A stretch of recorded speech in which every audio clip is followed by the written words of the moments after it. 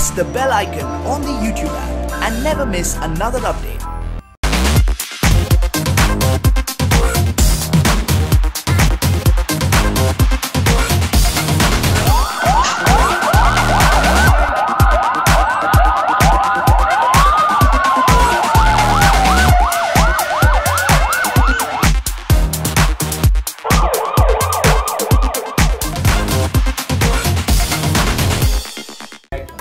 नमस्कार, मैं हूं मोना डिसोजा। आप देख रहे दबंग खबरें। आइए देखते हैं आज की मुख्य खबर। ये कहावत आम है कि अगर आप किसी पर एक उंगली उठाते हैं तो 4 उंगलियां आप पर खुद उठती है।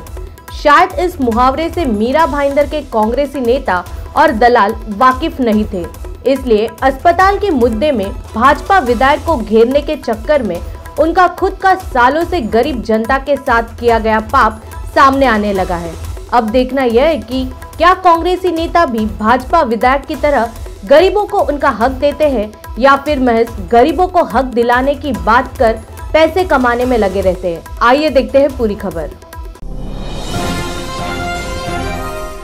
मनपा मुख्यालय के बाहर कर्मिक अनसर पर बैठे इस इंसान का नाम प्रदीप जंगम है, जो अपने आका मुजफ्फर हुसैन के कहने पर भाजपा विधायक नरेंद्र मेहता के 7-11 अस्पताल में गरीबों के लिए ओपीडी और महिलाओं के लिए प्रसूति गृह चालू करने के लिए 25% जगह देने और जल्द से जल्द मनपा अस्पताल शुरू कराने की मांग को लेकर अपने सहयोगियों के साथ आंदोलन पर बैठा था। अनशन के पहले दिन भाजपा विधायक ने यह कहकर जंगम के अनशन की हवा निकाल दी कि उन्होंने 4 महीने पहले ही अपने अस्पताल का 25% हिस्सा मनपा को दे दिया है। यह अनशन महज उन्हें बदनाम करने के लिए किया जा रहा है, जबकि अनशन पर बैठे जंगम की पार्टी के शीर्ष नेता खुद सालों से गरीबों और सरकारी अधिकारियों का 40% हक मार रहे हैं। जंगम ने उनके उमराव अस्पताल के खिलाफ तो कभी कोई आंदोलन क्यों नहीं किया? मैंने क्या बोला, पब्लिक को गुमराह करने का विषय। जब 7 हॉस्पिटल को परमिशन मिली तो इसी धरती के ऊपर वोकार्ड हॉस्पिटल भी बना है, 7 में और भी भाईंदर वेस्ट में हॉस्पिटल बने। इसमें नियम ऐसा है कायदे से, चाहे वो मार्केट हो, कम्युनिटी हॉल हो, हॉस्पिटल, इसमें 25% म्युनिसिपल कॉर्पोरेशन को फ्री ऑफ कॉस्ट बना के देना है। बाकी बिल्डिंग में आप जो चाहे वो करो, चाहे हॉस्पिटल बनाओ, चाहे स्कूल बनाओ, चाहे ऑफिस बनाओ, चाहे घर। हमने 25% कॉर्पोरेशन को दे दिया, हमारा रोल खत्म हो गया। अभी उसको अगर आंदोलन करना चाहिए तो जिसकी वो दलाली कर रहा है, वोकार्ड का 25%, मेरा हॉस्पिटल तो अभी शुरू हुआ है, मैंने तो दे दिया। वोकार्ड का आज तक 25% बाकी है, हॉस्पिटल शुरू हुआ 2009 में, अभी तक वो 25% बेड उसके अंदर बाकी है, तो उसका आंदोलन करना चाहिए। लेकिन वो उनका ही दलाल है, इसलिए वो कभी नहीं करेगा। तो हमने तो ऑलरेडी दे दिया है, डंके की चोट पे कहता हूं, राइट ऑफ इंफॉर्मेशन में मांगे।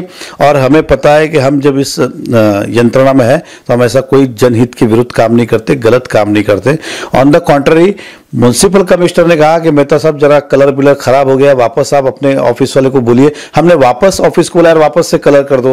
उन्होंने कुछ चेंजेस मांगे, हमने अपने खर्चे से वापस से चेंजेस करके दिए। ये उदारता थी, लेकिन जनहित की उदारता थी, इसलिए हमने वो किया। तो मैं जनता से आपके माध्यम से कहना चाहूंगा, प्रदीप जंगम वो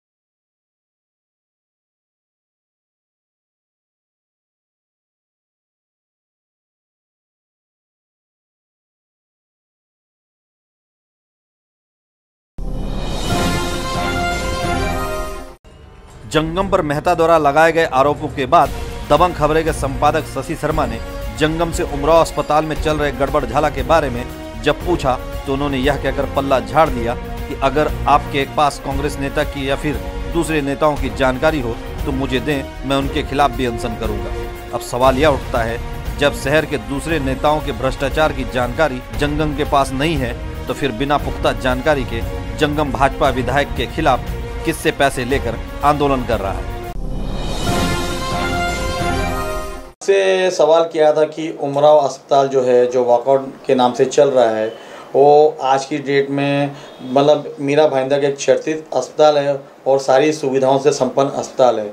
वहाँ पर गरीबों के लिए उस अस्पताल में 40% आरक्षित है, मतलब 10%, 20% ऐसे करके स्लैब वाइज है। बीपीएल को 10% देना, मुफ्त में इलाज देना है। तो ऐसा महानगर पालिका की तरफ से वहाँ बोर्ड क्यों नहीं लगाया गया?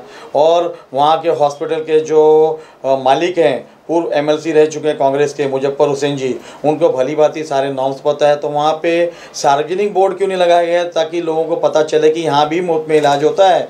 तो आपका उसके बारे में क्या कहना है? और इस महासभा में बहुत सारा हंगामा हुआ है, वो सारी सुविधाएं नहीं देते हैं, तो क्या आप उसके खिलाफ भी आंदोलन में बैठेंगे? ज़रूर। सिर्फ उमराव हॉस्पिटल नहीं, उमराव हॉस्पिटल में चलते हुए जो गरीबों को, जो जनता के हक की जितने भी बेड्स रिजर्वेशन है, उसके मैं जानकारी के लिए मैंने लेटर भी दिया है, नहीं ऐसा भी नहीं है। उसके खिलाफ भी ज़रूर आंदोलन के लिए मैं बैठूंगा। और रही बात बाकी 13 जितने भी रिजर्वेशन जितने अनडेवलप हैं, उसकी भी मेरी कमिश्नर से मुलाकात हुई थी। उसमें से 6 आने वाले 6 महीने में डेवलप करके देने का आश्वासन दिया है। तो मेरा किसी व्यक्तिगत ये लड़ाई नहीं है किसी व्यक्ति के खिलाफ में। स्वास्थ्य के संबंधी, मीरा भाईंदर शहर के स्वास्थ्य के संबंधी, शिक्षा के संबंधी जितने भी जनता का हक मार रहे हैं, मैं उनके लिए, उनके खिलाफ ज़रूर आंदोलन करूंगा, चाहे वो कोई भी हो। कि आज हम विषय पे बात कर रहे हैं उमराव अस्पताल के लिए, तो आप उस विषय में मुझे बताइए, क्योंकि वो महासभा में भी ठहरा हुआ है। सीसी जब दी गई तो सीसी में उसको शर्तें दी गई है, वो शर्तों का उल्लंघन किया गया है और इस महासभा में हंगामा भी हुआ। और वो जो इलाज देते हैं मरीजों को, गरीब मरीजों, और डायलिसिस जैसे और रिपीट बाय रिपीट होते हैं, ऐसा भी उनके साथी रहे चंद्रकांत बेती ने हमें कैमरे के सामने बताया था। सर अभी ये सत्ताधारी प्रशासन भी तो आखिर में कुछ तो मायने रखता है। महापौर, विधायक, 60 नगर सेवक है। तो मेरी तो इतनी मांग है कि कायदे से जितना हो सकता है तो उसका फॉलोअप वो भी करे और मैं भी करूँ, मैं भी उनके साथ में हूँ। अगर उमराव हॉस्पिटल में अगर गरीबों को जितनी सेवा अगर नहीं मिल आपका अगर ऐसा आरोप है और बार बार अगर रिपीट है, डायलिसिस का एक वीक में 3 सीटिंग होता है एक पेशेंट का, उसके हिसाब से अगर बार बार अगर 4 साल 5 साल अगर वही रिपीट होता रहेगा पेशेंट, तो उसकी भी अगर जांच करवाएं। और मैं भी चाहूँगा कि जितने भी डॉक्यूमेंट्स, प्रदीप जी, जिस तरीके से आपको 7-11 अस्पताल के सारे डॉक्यूमेंट्स मिल जाते हैं, आप लोकायुक्त जाते हैं, तो क्या आप एक आरटीआई कार्यकर्ता, तो आपको अभी तक ये उमराव के बारे में जानकारी नहीं मिली? मुझे आधे डॉक्यूमेंट मिले उसके, मैंने आधे जितने मुझको आवश्यक थे उतने मैंने लिए हुए। सर होता ऐसा है ना कि अपने प्रशासन बहुत देरी करता है।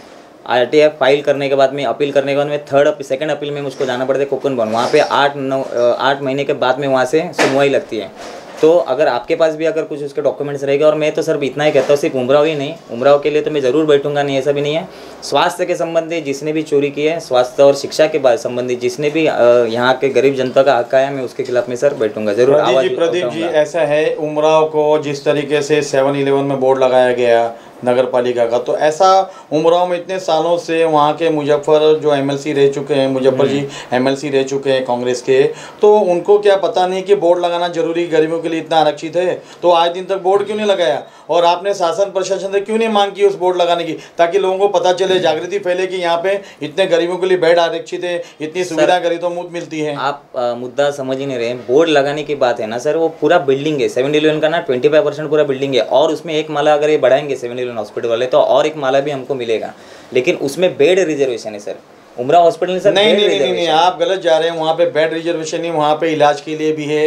वहाँ पे आप पूरी शर्तें पढ़ो, मैंने शर्तें पढ़ी है। 40% वहाँ पे रिजर्वेशन है गरीबों को मुफ्त इलाज देने का भी सर, बेड रिजर्वेशन बोल रहा हूं बीपीएल के तहत सर, बीपीएल के तहत गरीबों को मुफ्त इलाज देना भी वहाँ पे अनिवार्य है। आप मुद्दे से भटक रहे हो। नहीं, मुद्दे से नहीं भटक रहा हूँ सर।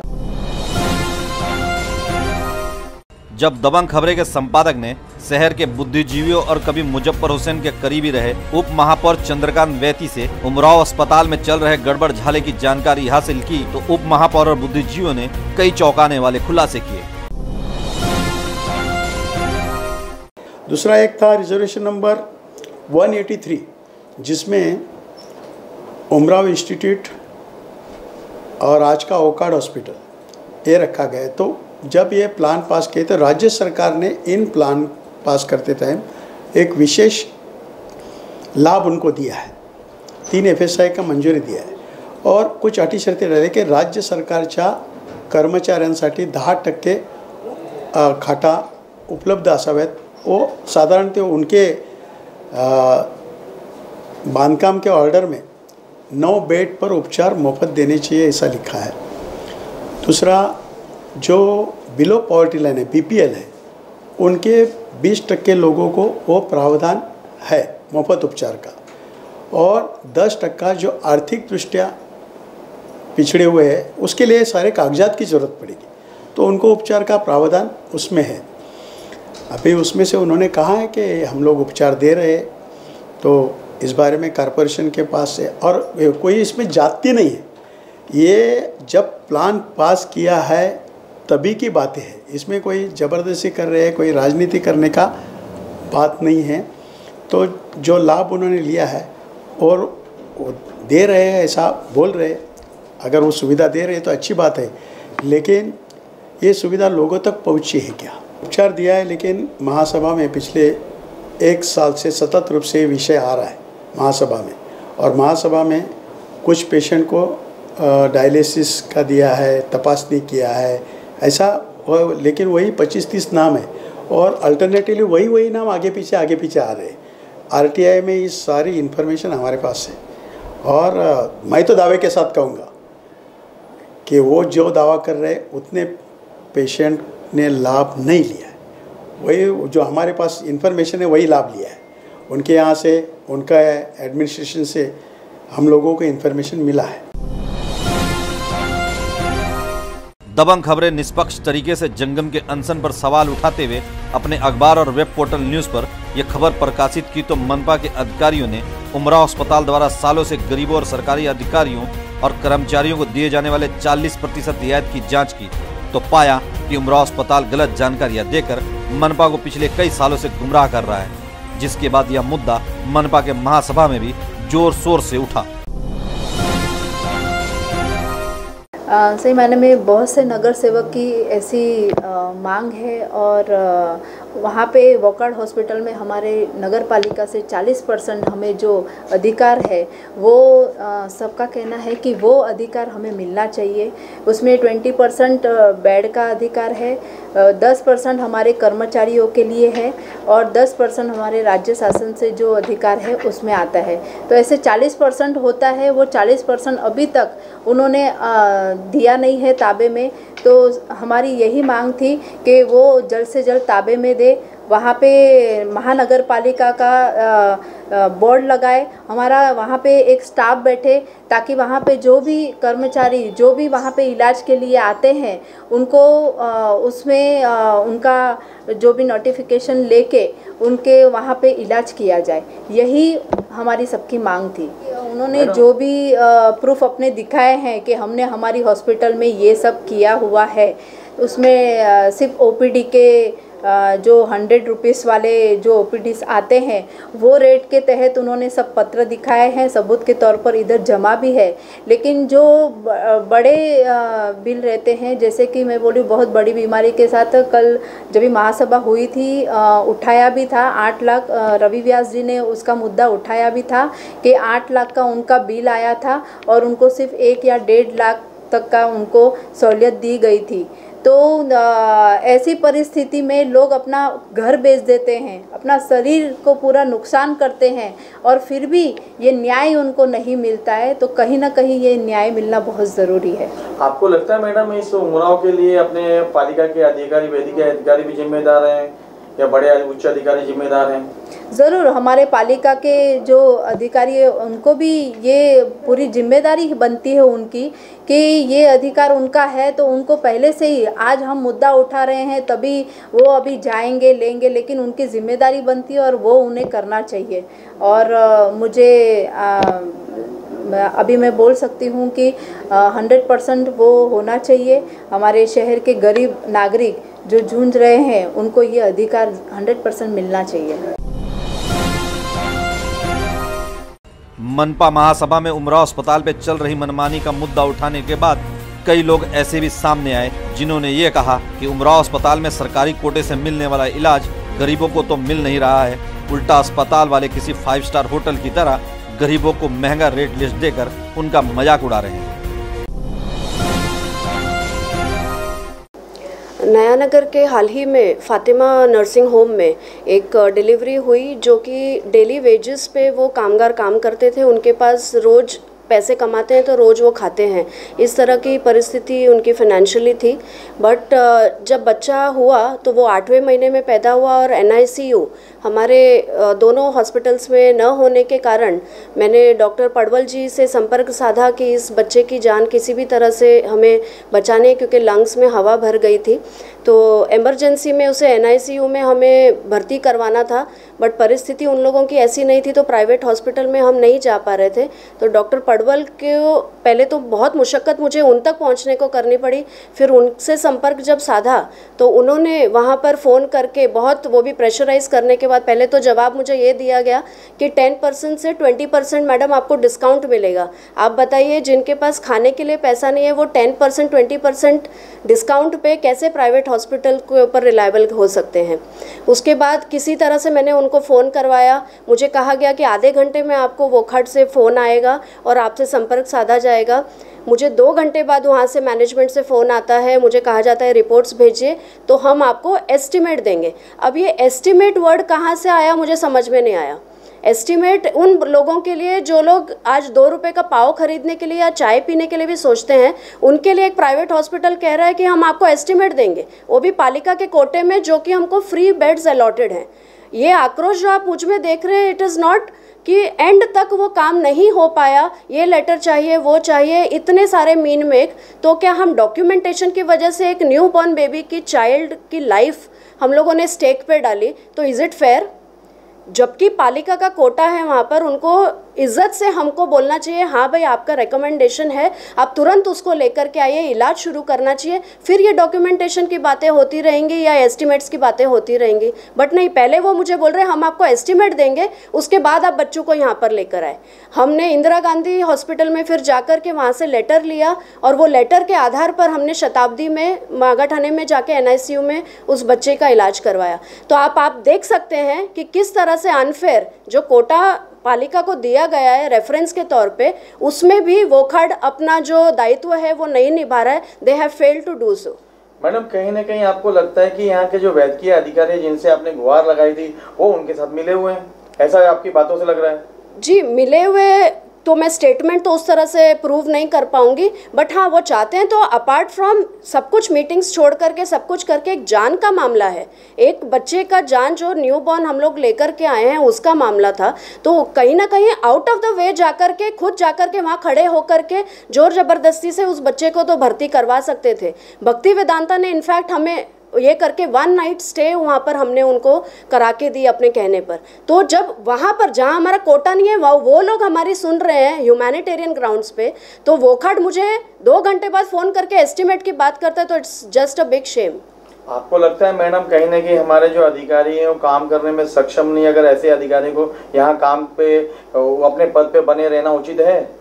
बिल्कुल, इमरजेंसी के केसेस में उन्होंने बहुत ही इम्पल्सिव होकर के काम को प्रायोरिटी दे करके, प्रायोरिटाइज करके उनको आगे काम करना चाहिए, क्योंकि ये हेल्थ और हाइजीन का मामला है, किसी की जान का मामला है। तो ऐसे इररिस्पॉन्सिबिलिटी को तो मैं कभी भी बढ़ावा नहीं दूंगी। हमेशा जो अधिकारी हैं उनको सेंसिटिविटी तो इतनी होनी ही चाहिए चेयर पे बैठने के बाद कि मामले की अर्जेंसी को समझते हुए वो एक्शंस जल्द से जल्द लें।